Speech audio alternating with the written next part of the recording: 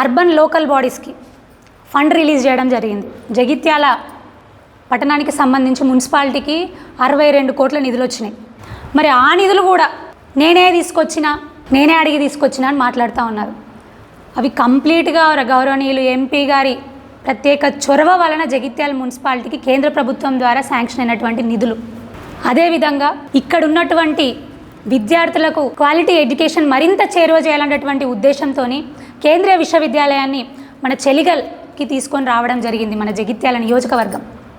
అందున జగిత్యాల పట్టణానికి దగ్గరగా ఉంది. మరి అప్పుడు కూడా ఎంపీ గారు ప్రత్యేక చొరవ చేసిన గతంలో కూడా మాట్లాడడం జరిగింది.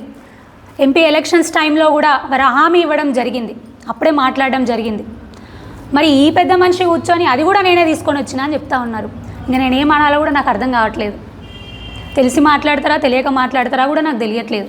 ఎప్పుడు వెళ్ళినా ప్రజాభవన్కి ఓ బిల్లు చిట్టిని జేబులో పెట్టుకొని వెళ్ళేట ఆయన కాంట్రాక్టర్ల బిల్లు చిట్టీలనే ఏమో అనుకోకుండా మళ్ళీ కాంట్రాక్ట్లు ఉన్నాయి కదా, పాపం కాంట్రాక్ట్లు కంపెనీలు కదా, వాళ్ళ కోసం బిల్లు చిట్టీలు వేసుకొని వెళ్తారు.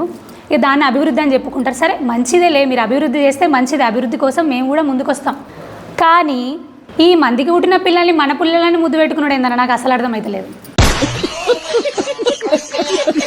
కేంద్ర విశ్వవిద్యాలయం అదే అంటారు, ఈ 62 కోట్లది అదే అంటారు. ఇక కేంద్ర ప్రభుత్వం ఏం లేదంటారా, మొత్తం మీరే చేసిండ్రంటారా? సరేలే, ఎట్లా ఉన్న కాంట్రాక్ట్లన్నీ జగిత్యాల నియోజకవర్గంలో పక్కన ఉన్నవి, అక్కడెక్కడో మహబూబ్ నగర్ అక్కడిక్కడ పోయి మీరే చేస్తున్నారు కాంట్రాక్టర్ కంపెనీల ద్వారా. నేను కాదనను, మీరే చేస్తున్నారు, చేసుకోండి. కానీ అవి ప్రజలకు క్వాలిటీ ఎంత వస్తున్నాయి ఎంత పోతున్నాయి ఇక ప్రజలందరికీ తెలుసు, మా మీడియా సోదరులకి అందరికీ కూడా తెలుసు.